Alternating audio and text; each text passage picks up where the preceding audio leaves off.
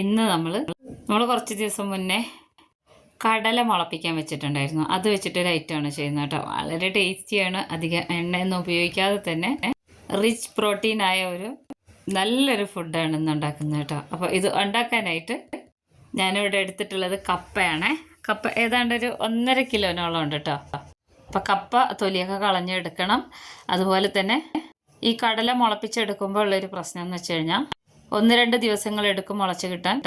ഒരു ദിവസത്തിൽ ഈ അരിപ്പ പാത്രത്തിൽ വെച്ച് തന്നെ നന്നായിട്ട് ഇതിനെ ഇടയിൽ വെള്ളം ഒഴിച്ചു കൊടുക്കണം, അടിയിലൊരു പാത്രം വെച്ചിട്ട്. ഇല്ലെങ്കിൽ ഒരു ചീത്ത മണമാണ് വരിക കേട്ടോ. വളരെ ഹെൽത്തി ആയിട്ടും നല്ല പ്രോട്ടീൻ റിച്ച് ആണ് കടല ഇങ്ങനെ മുളപ്പിച്ചെടുക്കുമ്പോൾ. പക്ഷേ ഇത് ചെറുപയർ പോലെയല്ല, സമയമെടുക്കും.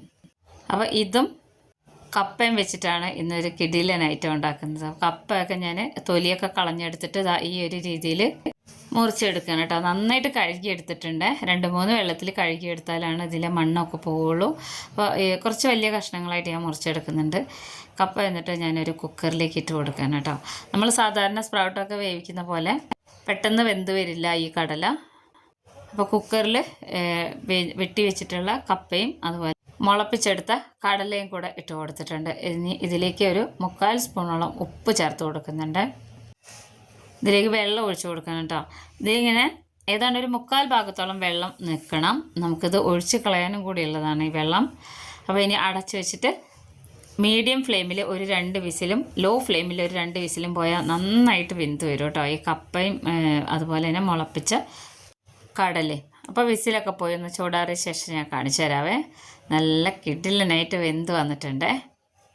ഒരിക്കലും കപ്പ മാത്രം കഴിക്കരുതെന്നാണ് ഡോക്ടർമാർ പോലും പറഞ്ഞിട്ടുള്ളത്.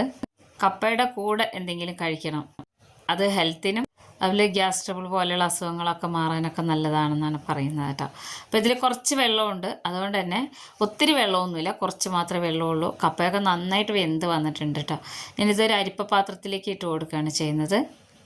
നമ്മൾക്കിത് കാലത്തോ അല്ലെങ്കിൽ വൈകുന്നേരം ചോറിനൊപ്പമൊക്കെ കഴിക്കാൻ നല്ലതാണ്. ചോറ് ഒഴിവാക്കിയിട്ട് കേട്ടോ. ഞങ്ങളിപ്പോൾ ഈ ഒരു രീതിയിലാണ് ചെയ്തെടുക്കുന്നത്.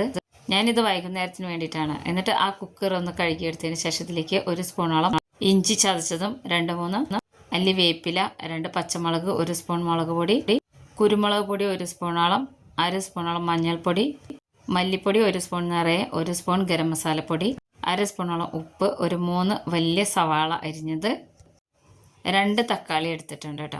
നല്ല പഴുത്ത തക്കാളി എടുക്കണേ. ഇനി ഇതിലേക്ക് മല്ലിയില ഇട്ട് കൊടുക്കണം. മല്ലിയില നമുക്ക് ഇഷ്ടമുള്ള അത്ര ചേർത്ത് കൊടുക്കാം.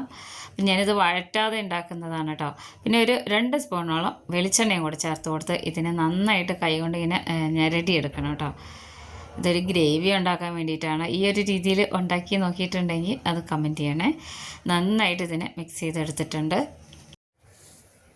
കൈ കൊണ്ട് നല്ലോണം ഇങ്ങനെ ഞെരടി എടുക്കണം കേട്ടോ. സവാളയും തക്കാളിയും മസാലയൊക്കെ കൂടെ നന്നായിട്ട് ഇങ്ങനെ പെരണ്ടിരിക്കണം. ഞാൻ കുറച്ചധികം ഇങ്ങനെ ഇളക്കി കൊടുത്തതിന് ശേഷം ഇതിലേക്ക് വെള്ളം ഒഴിച്ചു കൊടുക്കുകയാണ്.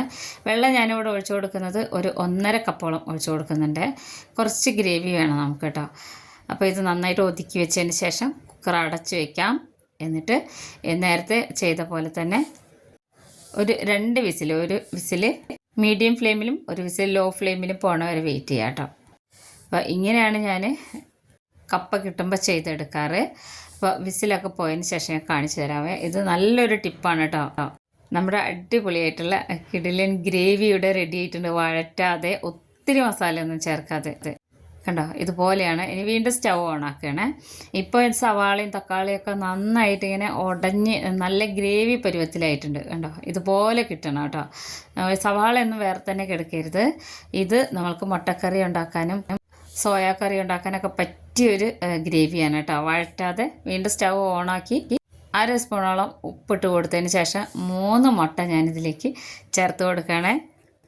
അപ്പോൾ നമ്മൾ ഒത്തിരി പ്രോട്ടീനും അതുപോലെ ഫോളിക് ആസിഡും കാൽസ്യം അയണൊക്കെ ചേർന്നിട്ടുള്ളൊരു ഫുഡാണ് കേട്ടോ നമ്മൾ ഉണ്ടാക്കിയെടുക്കുന്നത്. മുട്ട എന്നിട്ട് ഇതുപോലെ ഒന്ന് ഇളക്കി കൊടുക്കണം. ഒന്ന് ഇളക്കി കൊടുത്തിട്ട് ഇതിലേക്ക് നമ്മൾ വേവിച്ച് വാർത്തെടുത്തിട്ടുള്ള കപ്പ അതുപോലെ തന്നെ കടലയും കൂടെ വേവിച്ചത് ഇതിലേക്ക് ഇട്ട് കൊടുക്കണം കേട്ടോ. നമ്മൾ ഈ ഒരു സമയത്ത് തന്നെ ഇട്ട് കൊടുക്കണം. മുട്ട മുഴുവനായിട്ടും കുക്കായതിന് ശേഷമല്ല, ഈ ഒരു സമയത്ത് നമ്മൾ ആ മുട്ടയുടെ മഞ്ഞൊക്കെ സൈഡിൽ കണ്ടില്ലേ, എന്നിട്ട് നന്നായിട്ട് ഇളക്കിയെടുക്കണം. നമ്മളിത് ഇളക്കി കൊടുക്കുമ്പോൾ വിചാരിക്കും ഇത് ഒരുപാട് ഗ്രേവി ആയിപ്പോയല്ലോ. ഒരിക്കലും ഇല്ല കേട്ടോ. ഇത് മീഡിയം ഫ്ലെയിമിലിട്ടിട്ട് ഇളക്കിക്കൊണ്ടിരിക്കണേ. ഈ മസാലയൊക്കെ നമ്മുടെ ഈ കപ്പയിൽ നന്നായിട്ട് പിടിച്ച് ഈ മുട്ടയൊക്കെ വെന്ത് വരണം. അപ്പോൾ അതാ ഞാൻ നല്ലോണം ഇളക്കി യോജിപ്പിച്ച് ഒരു പരുവത്തിലാക്കിയിട്ടുണ്ട് കേട്ടോ. നല്ല അടിപൊളിയായിട്ടുള്ള കപ്പയും മുട്ടയും കൊണ്ടുള്ള ഒരു കിഡില് നാടൻ റെസിപ്പിയുടെ റെഡി ആയിട്ടുണ്ട്. ഇതിപ്പോൾ ആയിട്ടുണ്ട്. നമുക്ക് ഈ ഒരു സമയത്ത് സ്റ്റൗ ഓഫ് ചെയ്യാം. മുട്ടയൊക്കെ കുക്കായി വന്നിട്ടുണ്ട്, നല്ല തിക്കായി വന്നിട്ടുണ്ട്. ഇനി നമുക്കിതൊരു പാത്രത്തിലേക്ക് സെർവ് ചെയ്യാം. ഇത് കാലത്താണെങ്കിലും ഉച്ചയ്ക്കാണെങ്കിലും വൈകിട്ടാണെങ്കിലും ഒക്കെ ഭക്ഷണമായിട്ട് തന്നെ നമുക്ക് കഴിക്കാം കേട്ടോ. നമ്മളൊന്നും വിചാരിക്കാത്ത അത്രയും ടേസ്റ്റി ആയിട്ടുള്ള ഒരു ഐറ്റമാണ്. ഒത്തിരി പ്രോട്ടീനൊക്കെ അടങ്ങിയിട്ടുള്ളതാണ് ഈ ഒരു ഫുഡ്. അപ്പോൾ വേണമെന്നുണ്ടെങ്കിൽ മല്ലിയില അതിൻ്റെ മേളിലൊന്നിങ്ങനെ ഇട്ട് കൊടുക്കാം. അപ്പോൾ നമുക്ക് ചിക്കനോ മട്ടനോ ബീഫോ ഒന്നും ഇല്ലാതെ തന്നെ നല്ല അടിപൊളിയായിട്ടൊരു 3 മുട്ട ഉണ്ടെങ്കിൽ ഈ ഒരു രീതിയിൽ ഉണ്ടാക്കിയെടുക്കുക. എല്ലാവരും ഉണ്ടാക്കി നോക്കണം. കപ്പയൊക്കെ കിട്ടുമ്പോൾ വീഡിയോ ഇഷ്ടമായ ചാനലൊന്ന് ഫോളോ ചെയ്യാൻ മറക്കരുത് കേട്ടോ. എല്ലാവരും ഉണ്ടാക്കി നോക്കണേ. വളരെ ടേസ്റ്റിയാണ്.